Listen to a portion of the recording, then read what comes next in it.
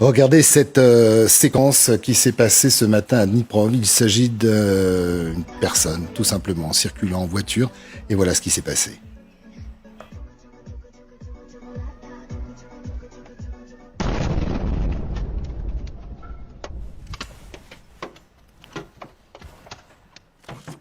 On va aller retrouver maintenant l'une de nos équipes sur place, Thomas Misraki et Axel Charles Messens. Ils sont du côté de Zaporijia, une ville, vous allez le découvrir aussi, très durement touchée par les tirs russes ce matin.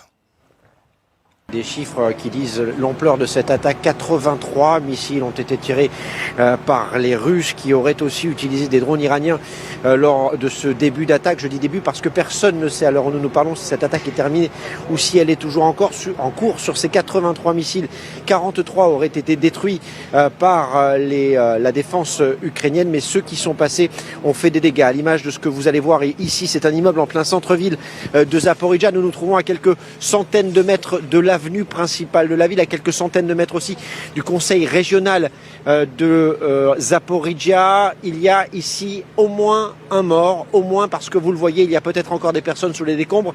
5 autres personnes ont été blessées. Zaporijia frappée pour la 3e fois depuis jeudi. Il y a eu depuis jeudi des dizaines de morts dans cette ville, des dizaines de blessés suite aux frappes russes, mais c'est l'ensemble du pays qui a été touché ces dernières heures. Nevin Potros vous le disait, et tout particulièrement évidemment les installations électriques. Il y a eu des coupures de courant à l'ouest, à Lviv par exemple, à Jitomir dans le centre, à Kiev aussi, mais aussi à Kharkiv dans le nord. Au sud, c'est Odessa qui a été touché. Dnipro, vous l'avez évoqué. Les frappes ont donc été massives ces dernières heures et c'est la réponse probablement évidemment à l'attaque et l'explosion du pont de Crimée il y a 48 heures désormais. Hier, Vladimir Poutine, vous l'avez évoqué, avait parlé d'actes terroristes. Un conseil de sécurité est organisé à Moscou aujourd'hui.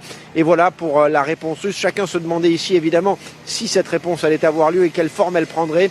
On a un début de réponse, nous, aujourd'hui, des dizaines de morts, probablement des dizaines de blessés aussi dans les attaques du jour qui se sont poursuivies au moins jusqu'à la mi-journée.